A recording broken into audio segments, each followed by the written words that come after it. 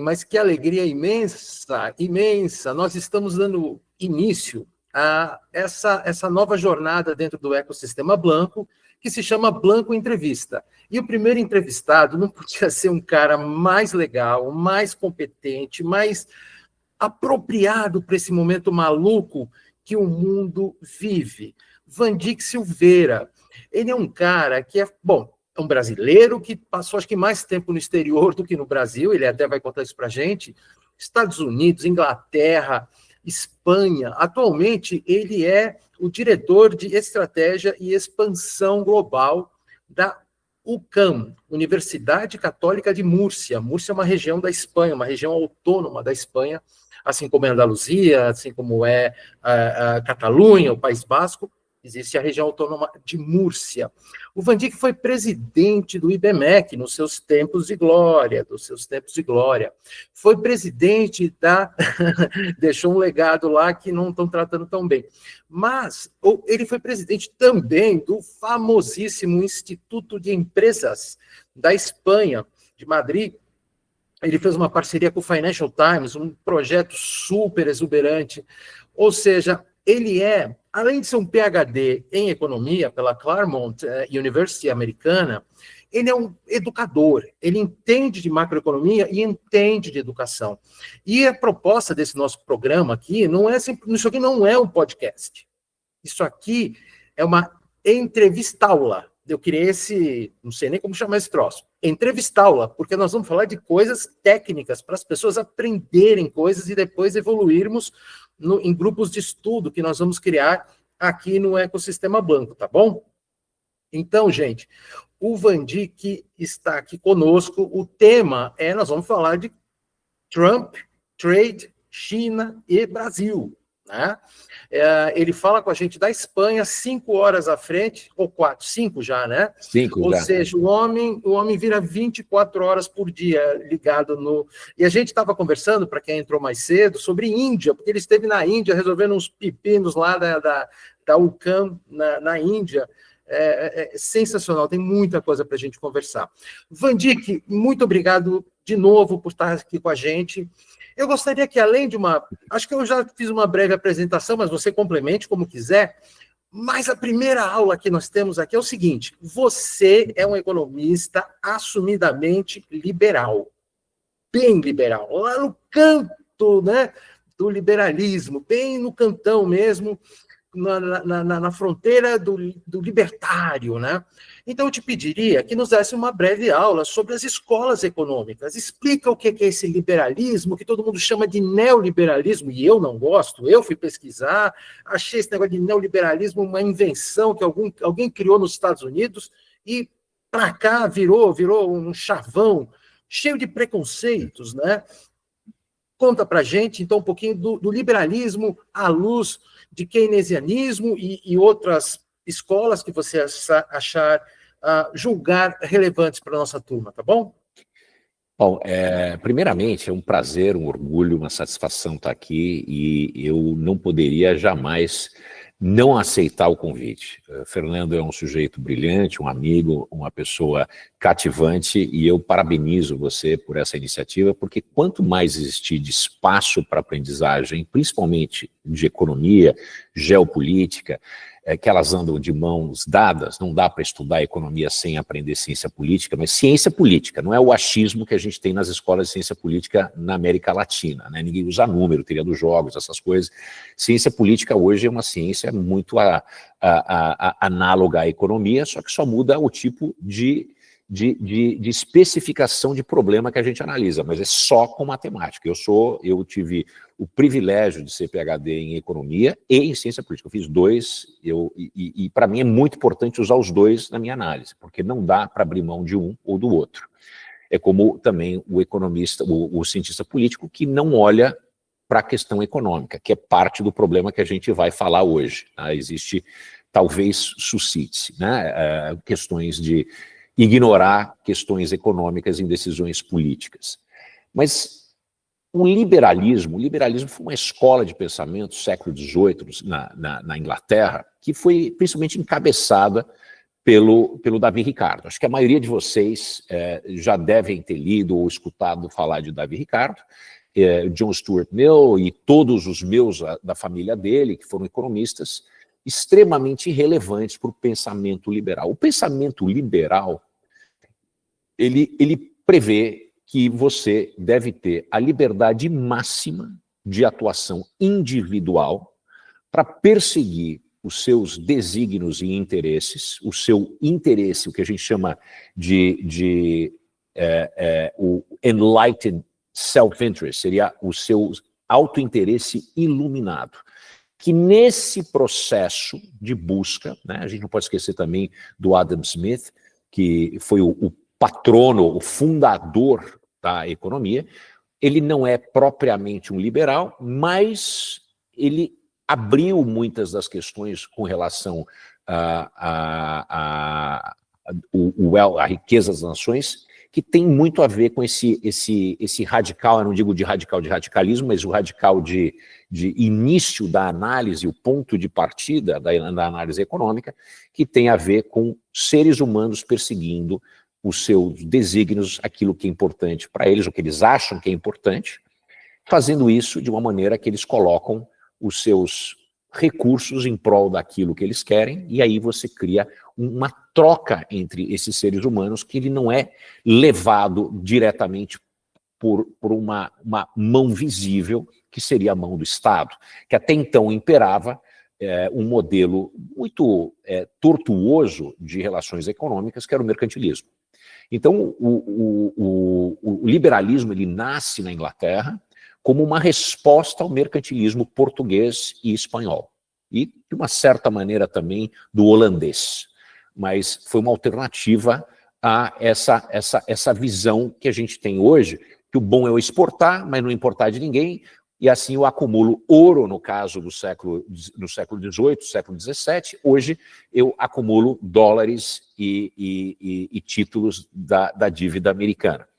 E isso foi radicalmente debelado, essa visão, que levou, inclusive, esse modelo econômico levou à implosão da hegemonia, primeiro de Portugal e depois da Espanha, vis-à-vis países liberais, mais abertos às trocas. E essas trocas, por que elas são tão importantes, né, para o liberalismo clássico? Porque eles geram eficiência, né? É daí que vem a questão, vem a base analítica de vantagens comparativas, né? Existem duas questões que a gente fala em economia, de vantagem absoluta: eu sou melhor que você em tudo que eu faço, mas não significa, porque eu sou melhor que você em tudo que eu faço, que eu deveria fazer tudo e viver um estado de autarquia, porque é ineficiente. Eu deveria me especializar naquilo que eu tenho uma vantagem mais, eu tenho uma eficiência, não uma vantagem de ser melhor, mas eu consigo produzir mais e mais barato. Dessa maneira, esse excedente, ele começa a rodar na curva de custo médio, a famosa curva de U.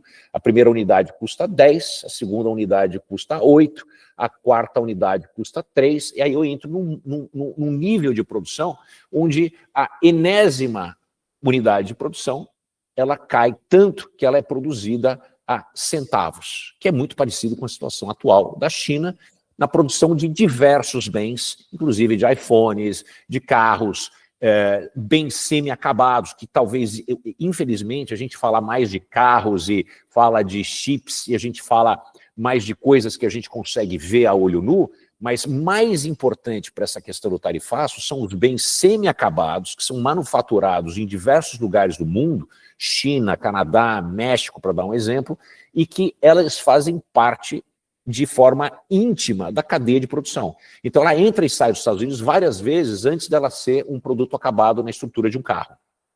Então, esse tarifaço, e olhando no século XVIII, essa relação de troca, quando eu produzo aquilo que eu sou mais eficiente, esse excedente eu posso trocar. E posso trocar por aquilo que eu preciso, que eu, inclusive, posso ser bom em fazer, mas é melhor que outrem faça, porque dessa maneira nós todos conseguimos produzir mais de coisas melhores a preços menores, e isso faz com que mais pessoas possam ter acesso e, inclusive, tem menor pressão inflacionária. Então, esses preços se mantêm embaixo nessa zona, né? nesse percurso de produção da zona da curva de custo médio, lá embaixo. Eu não vou entrar em questões de equação para vocês e mostrar gráfico para não deixar ninguém aqui chateado e desligar, né? Porque o economista, quando começa com isso, é convidado uma vez e não volta nunca mais, né? Botou a equação lá e o pessoal pica a mula da sala. Então essa é a escola liberal. A escola neoliberal, que eu refuto completamente o nome, porque nunca existiu um neoliberalismo, existiu sempre o liberalismo. O neoliberalismo ele surgiu de novo no começo da década de 90, quando os processos, os alinhamentos e dependências das cadeias produtivas globais começaram a se interpolar, quando a gente entrou numa fase muito rápida de aumento da globalização. O outsourcing de produção de grande parte dessas cadeias produtivas em locais onde você tinha recursos, e nós temos 3 tipos, né, básicos de recurso, é terra, capital e trabalho.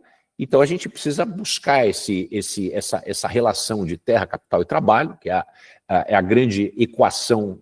Quem resolver essa equação e entender de fato vai ganhar o último prêmio Nobel que existe, quando a gente descobrir exatamente o que faz essa fronteira de produção, que seria a máxima capacidade de produção ao menor custo do mundo inteiro ao mesmo tempo. Então isso aí é magnificado, né? E dessa maneira a gente consegue ter uma produção de bens que entra em equilíbrio, né? Existe a demanda global, é exatamente essa. Então essas trocas aumentam a chance de a gente conseguir produzir tudo para todo mundo ao mesmo tempo. Isso é um construto teórico, isso não acontece, mas é esse equilíbrio geral que vários prêmios Nobel já tentaram buscar. O Paul Samuelson ganhou o prêmio Nobel tentando buscar esse equilíbrio geral, e que ele também vem dessa questão dessas trocas globais, buscando sempre a eficiência guiada, sem que exista algo inteligente liderando essa mão, porque é a mão invisível do mercado, que ela captura o conhecimento e, inclusive, as emoções vigentes no mercado num determinado momento, e as pessoas tomam decisões racionais, mas a racionalidade econômica é baseada na racionalidade que ela tem um interveniente na frente. Eu coloco os meus recursos em prol de buscar aquilo que eu acredito nesse momento, com a quantidade de conhecimento e informação que eu tenho, que vai ser melhor para mim. Não quer dizer que eu estou certo. Mas a racionalidade instrumental quer dizer que eu agi de forma a buscar o melhor para mim. É como se eu tivesse uma oferta de uma nota de R$50, uma de R$20 e uma de R$10. Se eu sou racional, instrumentalmente, eu deveria escolher a de 50. A irracionalidade instrumental, que a gente chama na economia, é quando uma pessoa, sabendo e tendo informação, ele escolhe a de 10. No entanto, muitas pessoas acabam escolhendo a de 10 porque a informação é imperfeita. E essa imperfeição de informação é uma dos grandes tópicos na economia moderna. Inclusive o Joseph Stiglitz, que virou um pundit da esquerda, ele já foi um economista muito bom, ele já foi muito respeitado, agora ele virou um fanfarrão, ninguém escuta mais o que ele tem para falar, ele realmente não vale a pena ler ou ouvir o cara virou um idiota completo, mas ele ganhou o prêmio Nobel porque ele fez toda a sua carreira em microeconomia, na economia da informação, onde ele é absolutamente fantástico. Agora é o médico cardiologista falando de unha, né? ou falando de cabelo, não é o forte dele. Mas, como o cara ganha o prêmio Nobel em economia, dão espaço para ele falar a respeito de qualquer coisa debaixo do sol. Então, a escola neoclássica não, desculpem, a escola da neoliberal, ela nasce desse processo do crescimento, do aumento, do avanço da globalização do começo dos anos 90, que busca encontrar o menor custo possível para a produção de todos esses bens e até mesmo serviços. Os indianos produzem serviço que vão desde call center até coding.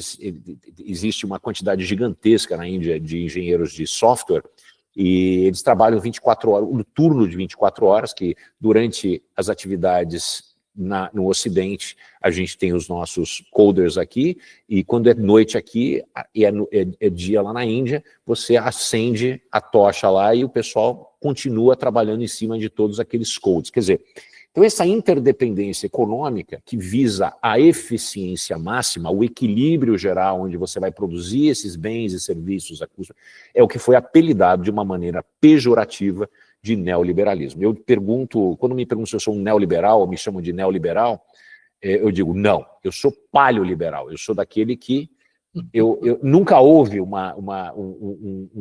antes e um depois, sempre existiu a economia liberal. Obviamente que a economia liberal, ela deu espaço, né? A economia, ela é como uma pirâmide, ela vai sendo construída em cima de quem estava atrás da gente ou antes da gente, né? Como eu digo, eu me sinto, como é comum se dizer no mundo acadêmico, nos ombros de gigantes, né? Olhando do ponto de vista que eu tenho no mundo, eu tive a oportunidade de ter estudado com alguns gigantes e tive a oportunidade de estar em cima dos ombros deles, porque é assim que a gente se alça para cima no pensamento, evolui o pensamento econômico com relação ao que a gente entende do mundo. E eu gostaria de citar onde existe uma intercalação entre o liberalismo e o monetarismo. Foi através do liberalismo econômico, a visão liberal do mundo, que o Milton Friedman formou, junto com outros membros da Escola de Chicago, principalmente a Escola do Monetarismo. E essa história, a Escola de Chicago, ela é a base do pensamento liberal ocidental moderno, que vê a oportunidade de aumentar grandes eficiências na produção de bens e serviços e na liberdade individual de se posicionar e tomar decisões, por exemplo, como o próprio uso de drogas, né, que isso tem a ver com o libertarianismo, que é parte da escola liberal. Seria o lado, vamos dizer assim, mais longínquo da escala de liberalismo, tem a escola libertária, onde você, inclusive, tem Hayek, você tem Mises, você tem toda a escola austríaca que deu espaço. Então, são várias escolas que se congregam para criar o que a gente entende hoje como o neoliberalismo, né? Eu me coloco muito como uma pessoa que observo os ensinamentos da escola monetarista, e a escola monetarista diz o seguinte, é muito simples, a inflação ela é um fenômeno monetário. Ela é um fenômeno monetário porque o governo imprimiu dinheiro demais, porque ou não teve condições de taxar suficiente a população, ou resolveu viver uma vida muito acima da sua capacidade de extração de riqueza da população, que é através de impostos.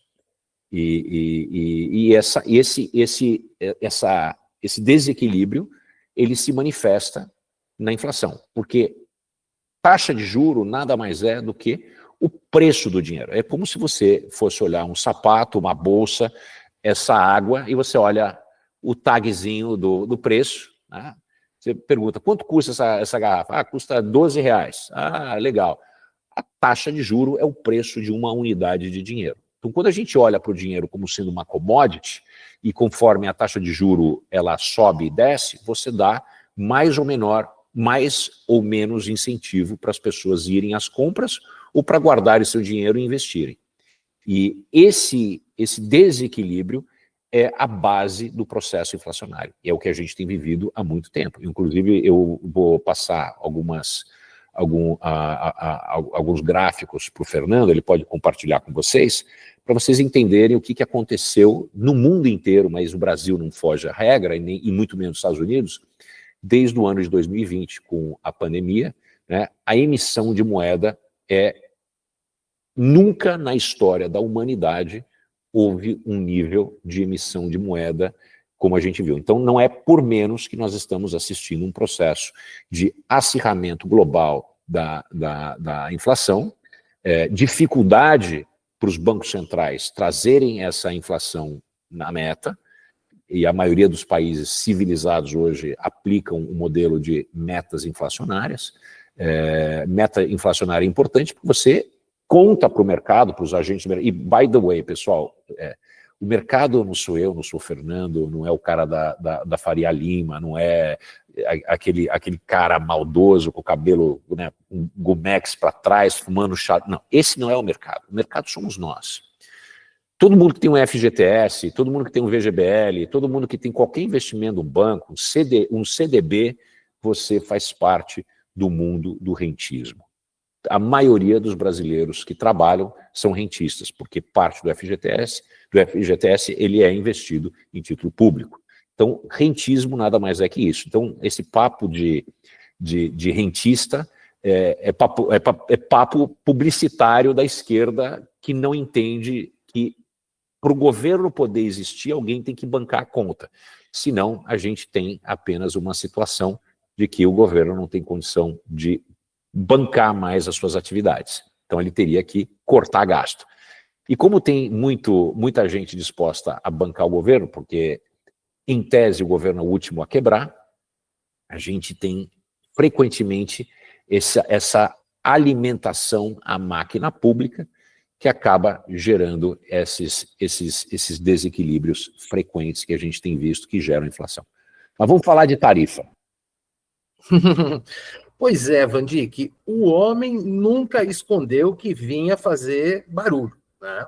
Ele sempre falou de tarifa, uma bela palavra, beautiful word, e agora eu acho que ninguém esperava uma reação tão absurda, tão brutal, como o Trump lançou no mercado.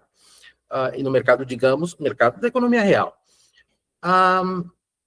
Você esperava que fosse essa encrenca toda? Primeiro, vamos começar com essa pergunta.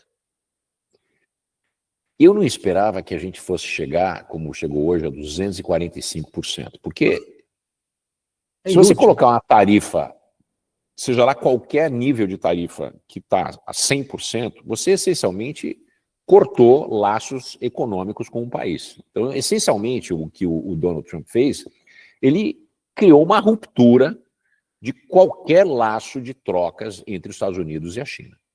Quer dizer, isso...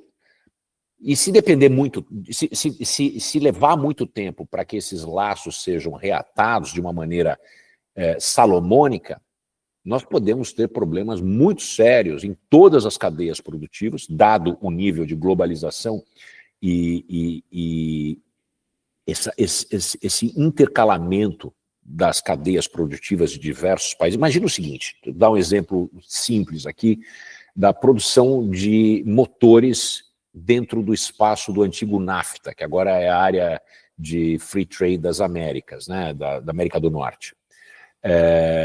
Um motor chega a entrar e sair, montado ou montado em partes, 8 vezes entre os Estados Unidos, o México e o Canadá.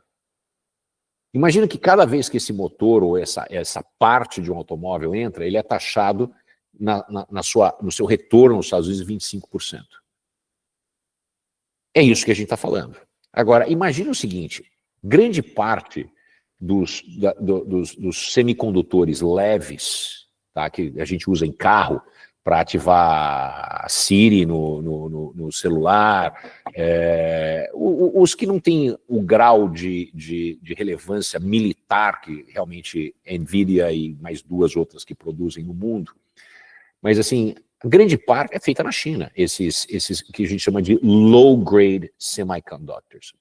O low-grade, quer dizer, aquilo que está fazendo com que a gente converse aqui agora são esses low-grades. Por isso que a Lenovo comprou a IBM, tem uma série de razões que levaram a isso aí, porque eles são capazes de produzir isso muito mais barato do que a IBM é capaz de produzir. Eles produziram tanto na China esses semicondutores, que acabou que a produtora de semicondutora, que era a Lenovo, acabou comprando a fábrica e a marca do ThinkPad, que muitos de vocês têm. Porque é a maneira mais eficiente de fazer negócio. eles têm uma força de trabalho mais barata, eles têm condições melhores de produzir algo que tem pouco valor agregado. Os Estados Unidos optou por fazer produtos e serviços de maior valor agregado. NASA é um exemplo. Vídeos, filme, o desenho do iPhone. Quer dizer, então, quando isso tudo começou, meus caros, eu nunca imaginei que a gente chegaria em níveis de 245%. Eu tinha certeza que haveria a imposição de tarifas, porque ele prometeu, ele não poderia fugir disso, e é falacioso dizer que os americanos perderam, se desindustrializaram por causa do mercado internacional. Não foi isso. O que houve foi uma mudança radical na natureza do que é produzido nos Estados Unidos. E, obviamente, com a globalização e um nível díspare de capital humano que os americanos têm, os americanos, eles são muito, os Estados Unidos é muito parecido com o Brasil, só que é um Brasil mais avançado. Se você olhar os Estados Unidos há mais ou menos 60, 70 anos atrás, você sabe onde o Brasil está e para onde as coisas vão. É uma espécie de bola de cristal, certo? E o que eu vejo, né? Do mesmo jeito que educação é uma das razões mais importantes para esse nível de distribuição de renda pornográfico no Brasil, os Estados Unidos está virando isso, porque a educação é muito cara, a educação de qualidade é mais cara ainda, e são poucas as pessoas que têm acesso, não quer dizer que são poucas pessoas, são menos pessoas que têm acesso, e isso tem aumentado a concentração de renda nos Estados Unidos, tá certo? E muitas dessas pessoas que ficaram à míngua, não quer dizer que elas ficaram à míngua à lá brasileiro, o cara não tem o que comer. Não, não é isso aí. Mas essas pessoas que ficaram à míngua da sociedade americana, que perderam na guerra, na guerra ideológica da globalização, e eles são geograficamente localizados no centro dos Estados Unidos, no Midwest dos Estados Unidos, onde tinha muita produção de indústrias de baixo valor agregado, que é siderurgia, que é mesmo a produção de carros.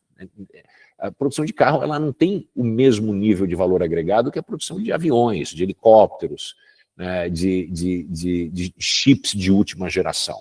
Quer dizer, então a grande parte dessas produções, elas foram terceirizadas para outros países que tinham vantagem comparativa na sua estrutura de custo. E essas pessoas acabaram perdendo emprego ou tiveram empregos de pior qualidade. Isso é uma verdade nos Estados Unidos. Existe muito subemprego de americano nessas regiões. E com isso em mente, você teve grupos extremamente mobilizados. Grande parte desses grupos são homens brancos com até 55 anos de idade, extremamente mobilizados, suscetíveis à tia ou tio do Zap, né, que acreditam em ideias conspiratórias, que têm até o nível de ensino médio concluído. E essas pessoas compreendem um grande percentual dos americanos. E porque a gente conhece os Estados Unidos pelas costas, a gente acaba não conhecendo os Estados Unidos de verdade. Eu morei no Oregon, eu morei muitos anos, e eu rodei de moto os Estados Unidos inteiro. Eu conheço os Estados Unidos de cabo a rabo, tem acho que 2 ou 3 estados que eu não conheço. O americano, ele não é o americano de Nova York, não é o cara de Miami, não é o cara de Los Angeles, São Francisco, de Chicago. O cara que mora em Milwaukee é totalmente diferente, ele é um outro bicho. E esse cara, ele não tem um passaporte. Apenas 20% da população americana tem um passaporte. Então, ele precisa entender o contexto disso aí. E esse cara viu que a empresa que ele trabalhava para ela fechou a planta em Arlington e abriu lá em Guangzhou, na China. Esse cara culpa a China por ter roubado o emprego dele. Só que acontece o seguinte, enquanto foi roubado o emprego dele, em tese, tá certo? Aquele carro, ou aquele telefone celular, ou aquele computador, que quando era produzido nos Estados Unidos custava $4.000, aquele produto, quando ele foi terceirizado para fora, né, outsourced, e ele voltou para os Estados Unidos, ele custava $1.000. E a grande parte dos americanos passaram a ter telefone celular, tela plana, televisão de plasma, e depois hoje QLED e o que tem de mais. Então, essa questão do liberalismo econômico, dessas trocas intencionadas entre países e empresas, né? E, de novo, países não trocam nada, né? Isso aqui ninguém precisa usar a camisa da seleção brasileira, tá certo? Ou da seleção americana. A China não vende nada para ninguém, os Estados Unidos não vendem nada para ninguém, o Brasil não vende nada para ninguém, tá certo? São as empresas dos nossos países que vendem produtos e serviços para outros países. Que é muito relevante a gente ter essa consciência.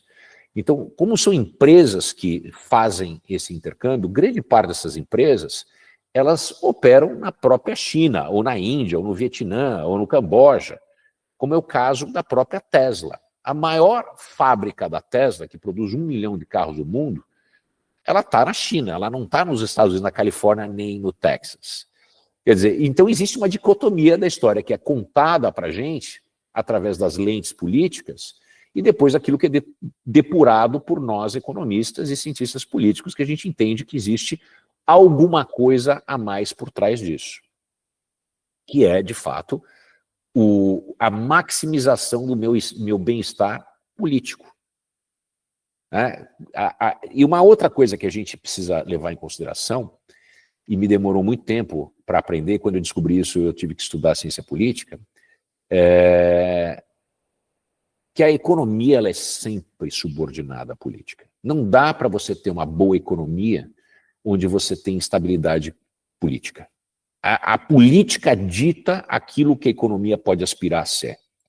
Então, dado isso com os Estados Unidos, essas decisões que o presidente Donald Trump tomou, ele criou uma estrutura de tarifas que a gente não sabe bem ao certo, mas o que parece ser a matemática complicada que ele disse que tinha é que ele viu o fluxo comercial entre países e a tarifa média aplicada, e de fato a tarifa média aplicada pelos Estados Unidos está em torno de 3%, na verdade é 2,7%, e a política tarifária aplicada contra os Estados Unidos está em torno de uns 15%, 16%. Então isso é média, né? Só que o que precisa ser feito quando a gente olha algo dessa natureza é que a gente não pode jogar o bebê com a água do banho fora, né? A gente tem que guardar o bebê e jogar a água do banho fora. A gente tem que entender quais são os produtos que ocasionam isso. Né? Os famosos trade imbalances, né? Esses desequilíbrios de comércio internacional. Para a gente entender o que é que está faltando, o que está falhando e por que isso está acontecendo. Só que o Trump optou por uma maneira, vamos dizer assim, mais estrondosa, mais fanfarrônica, que é bem o estilo dele, e existem algumas correntes de pensamento por trás. Tá? Eu não sou adepto de nenhuma delas. Eu acho que existem várias questões que estão sendo elaboradas, mas uma delas, que se de fato for verdade, e se o mundo se curvar a essa pressão do Donald Trump, a gente pode entrar numa era de grande produtividade, eficiência e de bem-estar do mundo inteiro. Imagina o seguinte, se o mundo inteiro hoje, que tem tarifas médias 16%, 17% para com os Estados Unidos, e o mundo inteiro resolve baixar a tarifa 10%, e os preços globais caem 10% em função dessas quedas nas tarifas, esse dinheiro, esse capital excedente vai ser utilizado para investimentos no setor produtivo, em ações, em títulos públicos e em infraestrutura global. E o mundo vai ter um empurrão que a gente não tem, provavelmente, desde o final da Segunda Guerra Mundial, onde como a gente começou a ter queda das tarifas muito rápido. Essa era a ideia por trás da Organização Mundial do Comércio e que foi precedida pelo GATT, né? Que infelizmente não teve sucesso, não teve êxito, que essas rodadas de negociação entre todos os países que faziam que são membros do grupo, né, conseguissem reduzir tarifas a números praticáveis. Por exemplo, o Brasil taxa a tarifa média que o Brasil impõe aos Estados Unidos é em torno de 17%. e os Estados Unidos impõem em torno de 2,7%, 3% para com a gente. Quer dizer, se a gente tivesse um regime tarifário mais equitativo, equilibrado com os Estados Unidos, talvez eles tivessem condição de comprar mais coisas da gente e talvez a gente tivesse carros mais baratos, a gente tivesse uma série de outras coisas mais baratas. Só que por trás do regime tarifário se esconde aquilo que a gente chama de ação coletiva política. São grupos de pessoas que podem não ter nada a ver uma com a outra, mas têm interesses em comum e que a gente cria os famosos lobbies. O setor automotivo, a Toyota e a Honda se odeiam e querem matar uma com a outra. Mas pior do que a Honda para a Toyota e a Toyota para a Honda é o governo brasileiro deixar a BYD entrar sem produzir no Brasil. Então, quanto mais barreira for colocada, mais eles conseguem expropriar os brasileiros, produzir os carros marca merda e cobrarem preços extremamente exorbitantes, que é o preço, por exemplo, de um Corolla. Aqui na Espanha, que é um país que tem tarifas altas e um monte de imposto, o Corolla custa, não chega a 200 mil reais, o top de linha do Corolla. No Brasil passa de 200 mil, aqui acho que é 150 mil um Corolla zero. Eu cheguei aqui faz pouco tempo, eu vendi meu carro, vendi minhas motos, estou buscando aqui para comprar, cara, eu fui ver uma Mercedes GLC, que no Brasil custa 600 mil reais, a híbrida, com todos os APTs, você pode imaginar. Caros, aqui custa 65 mil euros. Quer dizer, um carro que eu não poderia ter ou não queria dispor desse dinheiro no Brasil, e esse aqui é um país extremamente caro do ponto de vista de comprar um carro. E a gente tem essas questões tarifárias que impactam dessa maneira. Agora, o que eu vejo como assustador nessa coisa toda é uma forma meio que ad hoc que foram impostas essas tarifas, pouco pensamento profundo com relação a valores e quantitativos e países. Por exemplo, os Estados Unidos impuseram uma tarifa de 45% em Madagascar. A única coisa que Madagascar vende, que tem condição de vender para o mundo, é baunilha, sabe? Aqueles favos de baunilha. Óbvio que eles têm uma relação positiva de balanço de pagamento com os Estados Unidos. Eles não têm dinheiro para comprar nada que os americanos produzem.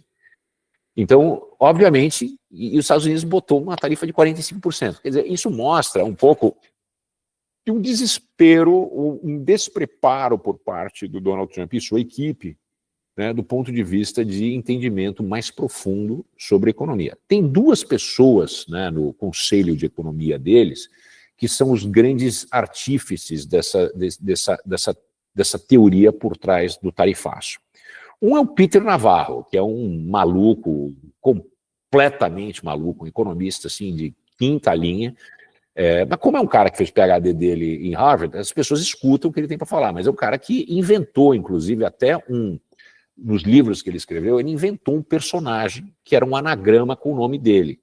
Ron Varro, na verdade, é Navarro, que era o grande guru que contava para ele. Quer dizer, ele assumiu isso, e o cara ficou preso, porque ele não quis depor e cometeu perjúrio, porque ele estava no governo dos Estados Unidos, no primeiro governo do Donald Trump. Então esse é um cara que odeia a China e ele é totalmente adepto de tarifas, e o genro do Donald Trump conheceu o cara porque ele procurou na internet e apareceu um livro do Peter Navarro na Amazon.